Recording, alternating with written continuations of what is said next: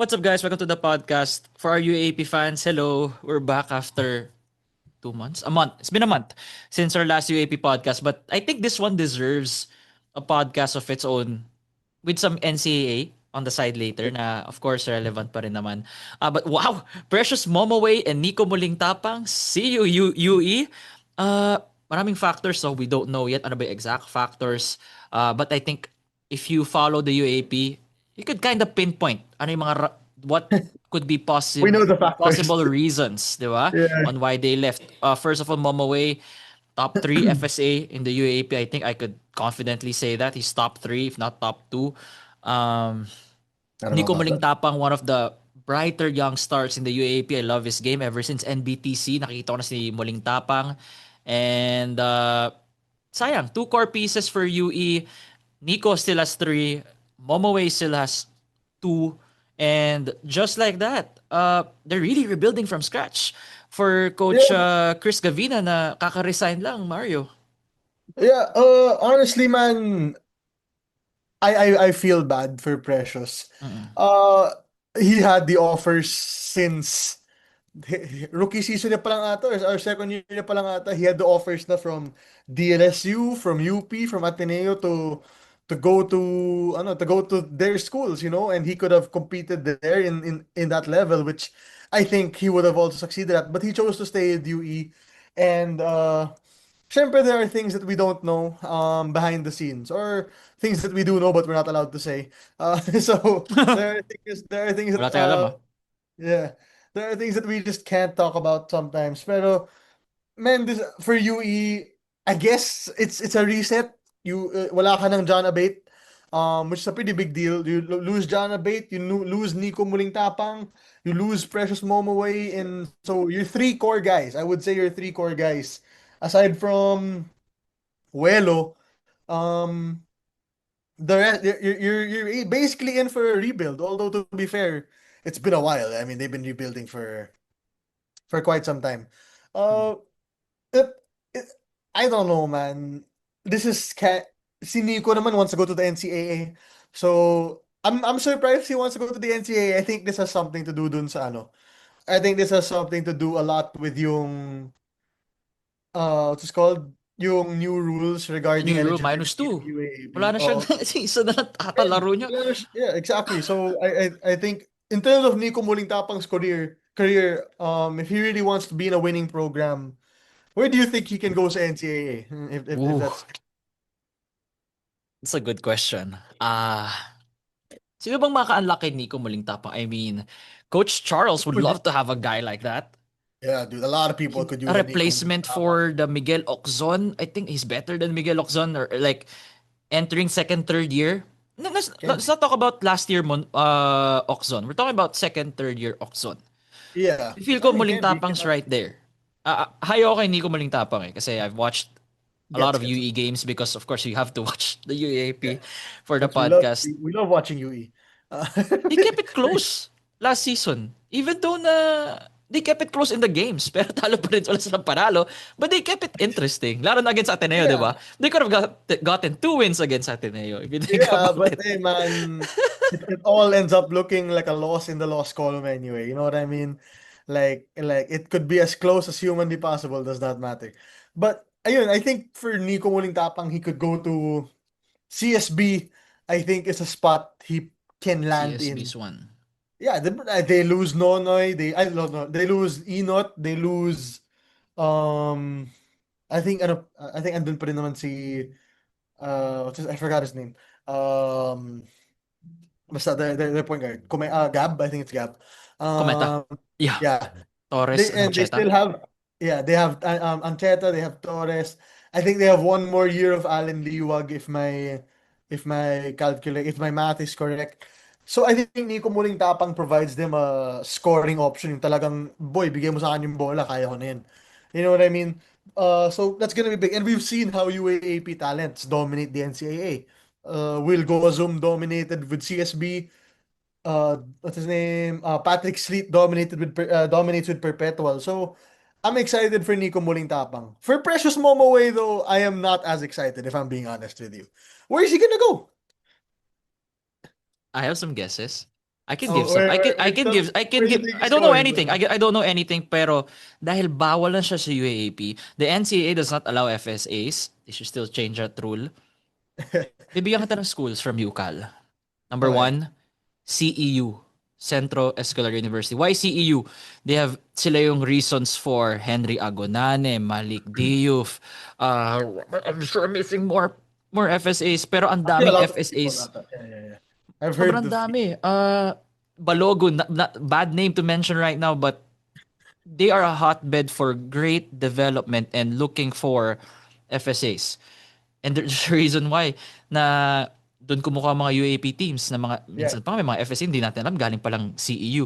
So I feel like bagay siya CEU mainly because of the reputation. He could eat in UCAL. Yung joke Bro, natin kanina, Mario, he'll eat in 30-15 UCAL, bro. in the He first was half. eating, bro. He was eating in the UAAP, and UCAL's gonna stop him? No way. No, not on God's earth, brother. Yeah, I see him. I'm more surprised that they decided to do this. If I'm being honest, kasi one more year, right? I think he only had one more year left. We're talking about Momoe? Precious, precious, yeah. No, no, no. He should have two. Two. Two, one, yeah. In Still, dude. fourth year nila. Fourth year nila next year. And then may option pa siya to return. Pero feel ko ka fourth lang. Di sasagar sa Yeah, but fifth you know year. what I mean. Like, Yeah, onti na lang. I get you though. Yeah, like just gut it out, and it's not like he can play in the PBA yet. Although I've seen some people asking for FSAs to be allowed to play in the UA and the PBA. So I'm more surprised. I don't know if it was a mutual decision na tanggalin natin si Precious will allow you to go wherever you want, or if Precious asked out, or if well, probably it doesn't look like Precious asked out kasi nag-post siya sa IG, di ba? He posted something Yeah, on like, IG. I mean, yeah, I saw the post. Yeah, he was on the IG, so I don't think he asked out talaga. But either way, now UE under Coach Chris, under all of those superstars, Aquaman, Caneleta, they're probably looking to retool their roster. I'm curious who they take to get an FSA spot, since Precious Momoway is not necessarily somebody who you let go of without somebody ready in the wings, diba? So they probably have somebody lined up. Now my question for you is, because I'm so curious, if Precious had more playing years, he could have one more. Let's say Precious by this is not gonna happen, pero let's say Precious Bringing had hypotheticals. yeah, we're doing the hypothetical. If Precious had one more playing year where he could play for any other UAAP school, I have two questions. Number one, which UAAP school do you think he ends up going to? It's And number easy. two, Go. which one does he fit in the most? Oh, okay, that's two different things. Number Yeah, those one, are two different questions. Those are two different it's questions. been mentioned so many times that his the dream school is LaSalle. No? Exactly. It's always been Yeah. his dream school. Um He's gonna replace Henry Agonane, who's a CEU alumni. So I'm not saying he's coming to FCEU. I'm just saying that these are the most possible schools. Kasi UCAL na lang talaga eh. So Yeah. that's CEU and St. Clair. St. Clair is also known for developing good FEUs, Well, FSAs. I'm mixing my my Fs. yeah, I got you. Second Don't worry. question is, where does he fit? Where would he fit the most? Lasal pwede rin. Wala nang mic. Yeah, without Mike, yeah, I Guys, think the ulit answer is hypothetical to. Alam naming yeah, wala this na isn't siyang gonna happen. years. This isn't going to Wala lang. happen. In a perfect world lang to na the rules stayed. Yeah. I mean, we're actually I'm pretty okay with the rules if I'm being honest with you. Like, like Okay ka if doon? You're a fan of the -2? Para hindi I'm maabuso yung... You're a fan. it kind of removes the perks of those schools na mahilig mag-recruit to like at that point you're only getting this player for 1 or 2 years. Is it really worth it? Ganon. I'm not I don't hate it if I'm being honest with you. I think it's alright kasi it gives weaker programs a chance to have good players and develop their players. I don't really mind at all. So my answers would be obviously number one, he would fit the most with I mean he would probably go to DLSU. That was the Kung siya most masusunod. honestly, we thought he was going to DLSU before the season started. There were rumors of him actually transferring to DLSU. And then I think you're right on this, but I also have another option for you. I think Mm. for in terms of where he could fit, I think NU and DLSU are good fits for him. I think NU is a good fit for him. Oh, NU's great nga for him. Pero may ano pa, si... Omar. Oh, Mo the other Diazana. one. Mo, Yes, Mo, sana. Mo. Yeah, Sasabihin Mo ko sana si Diazana. Jakite NBA player pala yun. Si Mo Yeah. Jakite. Sabi ko, NBA player. What Sorry, sa yeah. kaka-cards. Yeah, Jakite? I Sino get. I to? was like, what? I was like, that's not even close Jakite? to. That's not even close to what we're trying to talk about, man. But Mo I think Jakite? Oh, my other anyway. option, if not DLSU, would have been NU in terms of fit. It would have been nice. You know what I mean? NU's always needed a scorer. I've always been kind of high on that, and that's what Precious Momoe does. So, probably if it could have happened, we wish it did, but it's not gonna happen. So, yeah, that's what happens, man. Yeah, well. Precious, his dream is the EuroLeague, di ba? So it's gonna be a tough climb for sure. Ang dami pang That's kailangan. tough. Oh, That's talented player pero maraming kailangang ayusin sa game niya. That's tough, So brother. I hope EuroLeague is too hard to get into. super EuroLeague super tough to get. Third, he couldn't even sniff the EuroLeague. I mean, he was there in the He was EuroLeague, there. but he Yeah, couldn't but get the minutes. And that guy's a exactly. UAP legend. Status, Exactly. he's been through it all. So it's really gonna be a tough climb. Na. But Precious has the tools to to play in a professional league somewhere. So hopefully he Yeah, gets for his sure. confidence back and develop that skill set Do with you a think that's what school in happened UCAL. sa UE? He lost his confidence. No, he didn't lose his confidence. I don't know what really happened. Not sure kung gusto na niya umalis because of the losing, hindi gusto niya ba umalis because of the management, tinanggal ba siya ng coaching staff, hindi mo alam eh. As of right now, as of the making of this video, we don't We know. don't know. Yeah, we don't know. Wala, naghanap And na ako ng chika sa Reddit, wala rin ako makita eh. maybe one day we'll try to get him onto the pod. You know what I mean? Like we've had offers before if he could come on. So let's see what happens. But yeah, aside from that, dude, that's not even just the biggest news. Sa that's one of the bigger news. But in terms of the NCAA, we've also heard about the change of yung sa Mapua. I want to confirm it first before Mapua, coach. Hmm. Si I wala na want si Coach Randy. Coach Randy Alcantara, right? Yeah. Wala na siya. I'm just confirming it because I couldn't find any articles about it if I'm being honest, Alam ko man. he left na. Wait lang, I'm just gonna confirm it before we talk Sige lang. about it. Coach Randy Alcantara. Well, to be fair, yung nakalagay pa lang dito si Boss Snow yung um si Boss Snow yung nag-report na they reportedly fired him. This was 3 days ago. So if this is true for Mapua, I think this is first of all, this is a massive change if you ask me. I don't know how long Coach Randy has been the coach there. I feel like it's been double digits and everything, but he's he helped them win a championship with Clint Escamis. And this year, I think it was just a major letdown dun sa program nila. You had Clint return, right? You got the return of Clint. The only player you really lost, if you ask me, was Chris Hubilia. And yet they weren't able to Pero malaking factor uh si Hobilla, bro. Hindi, it's not like chupi-chupi na player si Hobilla. yeah, Galing niya yeah, eh, I di know ba? naman. I mean Oh. like he's not a bad player. I'm not saying he's a bad player naman. Oo. But it's just that you know what I mean? A season where they could have been better, I would say, or a season where they had a chance at winning a championship. It just didn't end up favoring them also. So the I'm not gonna lie, I'm not the most well versed with how much this changes the Mapua system because they were toward a rebuild anyway, man. Um see they lost they lost Clint, they're losing Clint, and then now they're gonna change Coach Randy. So it might be kind of open season sa NCAA. So next season nila, I don't know if it's season 102, 101, something like that. Might be open season, man. I feel like Mapua won't be that much of contenders next season when it comes up. I feel like CSB is obviously one of the favorites. San Beda, we don't know if they're gonna stay in the UAAP in the NCAA or not. Um, what's this called? Letran still has, as of right now, still has Titing and Jimboy and that whole roster. I think the only one they lose is Quahao. I don't think they even lose Quahao yet. They might have lost Kevin Santos, and then Perpetual is still gonna be good with Patrick Sleet. Um, He's still there, and no? Hindi pa pala niya final, ano? Liga, man. Pwede You ba? just Pwede stop na nga siya there. umalis, to be honest. Galing niya na masyado. Actually, pwede nga siya Ay, hindi, kasi loaded yung ano eh. Sobrang loaded yung class sa 2027. Yeah, brother, I would hold off if I'm being honest. Maybe I I'll would just, hold off. mag one more year pa siya sa MPBL, to be Yeah, honest. yeah, man. I'm a fan, Patrick, but man, it's a deep, deep draft. Heading, the next draft is so deep. I don't know Unless if he becomes like Harold Alarcon. Di ba parang gano'n yung build niya eh, no? That's the kind of mold na he wants to be. Maybe a Alarcon. They play the same. without I mean, I like Alarcon as a jumper, man. Yeah, I yeah, don't yeah. know. Kasi sabi ko, I mean, this is Harold Alarcon NCAA version, man.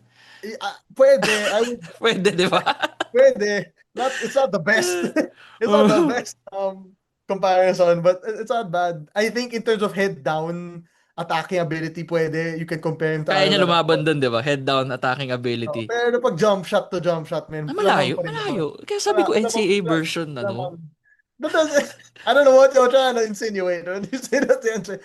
But you know what I mean? But yeah, this is just like a basic, this is like college updates, man. We're still waiting to find out if San Beda is coming to the UAAP. We're still waiting to Waiting nga. see We're waiting. if I'm waiting to see bigger moves, dude. This is What not are the you move. wait? These are Ano pa not the hinihintay moves. mo? Ah, from San Beda? No, like bigger moves, like in terms of like off-season movement, Recruitments, you Regent mean? Ducks. Yeah, recruitments. I don't know Yeah. if this is I don't know. the. Wala rin ako alam. I feel like this isn't it. I feel like there's something more in the wings coming that's gonna be like, what the heck? Alam mo yun? You know, Like, people oh my keep asking God. me na, like I'm an insider. I'm not an insider. We're not insiders. We Guys, just we just talk. react to what Naveen says or what the Yeah, shut tiebreaker up. time says. Sila yung insiders. Kami, Yeah, we are the reactors. So we don't get inside info as I a wish we lot of you did. like to believe. I wish we did. I I wish we wish we did. did. I I wish we wish did. we did. That'll be I fun. mean, Pero I'm yeah. kind of happy on this side of the fence.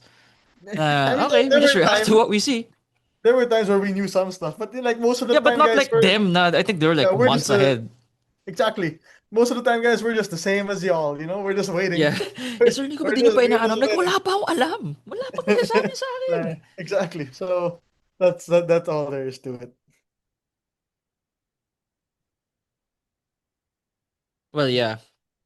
Uh, last thing. Yeah. Pretty much yun lang naman yung ano natin. What we're gonna talk about for today. It's really quick. We appreciate you guys. It's really quick. Conversation on the UAP and NCAA. For sure, there will be more. January is just the start eh. Kasi February, I think it ramps up March. Kasi right now, ongoing yung U19. And right now, I've been watching the U19 games. Not much to talk about yet, except that Ateneo looks like a favorite to win the championship. They beat an FEU squad na champion, the FEU Diliman, because of Jude Eriobu. You guys could check him out. We're not gonna talk about that today. Hey. Pero Junior we're still, Yobu. Jude Ariobo's legit though. 22, 17, 5 blocks sa Junior likod. And he really Yobu. looks like a young kid. His face Dude, looks like he's young. dude, the better Yobu, brother. Who's the other one ba? Ay, gago. Joseph, Hindi naman niya kapatid si Joseph. di mo niya kapatid yun? Hindi niya kapatid Bro, no yun, way. bro. Di na lang kapatid sila Hindi niya magkapatid, bro. kapatid yun. In the No comments, way. kung umabot kayo sa part na to, Wait pakisabi lang. na lang kung Wait lang. hindi niya Joseph kapatid yun, bro. Layo-layo. Eriobu Ateneo, brother. Bro, they can't have... Dude, he is! Huh? He is! He is! Is he not? Wait lang, Jude Ariobo, brother. Brad, wala namang sinasabi dito. Wala namang sinasabi. Our Jude Alam mo, message ko na lang si and Bacon Joseph Austria. Eriobu Message ko na lang si related. Our Bacon. Jude and Joseph Eriobu related. There's Message nothing ko here si that says ano. anything if they're related. I'm gonna message Yeah. Bacon. Message May ko si Bacon nag-comment Austria. dito. Kapatid Bacon. ba ni Jude? Walang nag-reply. Coach Bax. Dude, you can't tell me Si that. Jude, hindi niya kapatid. Si, ano pangalan niya, no? Joseph. Si Joseph, di ba? Bro, no way. You can't tell me there are two Eriobus in the Philippines right now. And Coach neither Bax. Si Jude, hindi niya kapatid si Joseph, di ba? there's no way. I'm so Just sorry. There's making no way. sure. They have to be brothers. They, Hindi that's sila magkapatid. crazy. Layo-layo. Bro, it's like do you know any other manlutak in this world? Probably not, right? So if you I see a do. I do. Oh, you do? Oh man, okay. I may So, just hindi not kayo know enough. related. Yeah, I may just not know enough people. But I'm just saying, man, Eriobu is not the most common last name. So I truly believe they're related, but I could absolutely be wrong. I don't really care. Tinatreply ni Bakon. But most likely, we'll do it. We'll confirm na lang sa Yeah, comments we'll once he just post replies. it Kasi, somewhere, whatever. yeah. So, So guys, yeah, dude. Yeah, yeah. that's basically all there is. Yeah, that's all there is, man. For those here, iwan, like, comment, subscribe on YouTube, follow 5-star rating on Spotify, follow the Facebook group, the Six Bad Pod, Bench Mob. We'll try to learn the U19 beyond Ateneo and the other schools para we can have a topic. Because these are the next faces of the UAP, to be honest, di ba? Hey, These are the hey, next guys, I'll be guys so to look honest. out for. I'll be so honest. No promises on that. We're gonna try. Sabi ko, we're gonna try. We didn't say we're gonna do it. Sabi ko, we're Yeah, gonna try. absolutely no promises on that one. Pag-uusapan lang namin si Jude Ariobo. Yeah, we have Si to figure Jude out lang first if he's mag-usap. really brothers with Joseph or not, He's man. not. He's not. He's Because not. I am not accepting that I'm hindi gonna sila make it a pinned comment. All right. All right. See you, Mario. Bye, guys.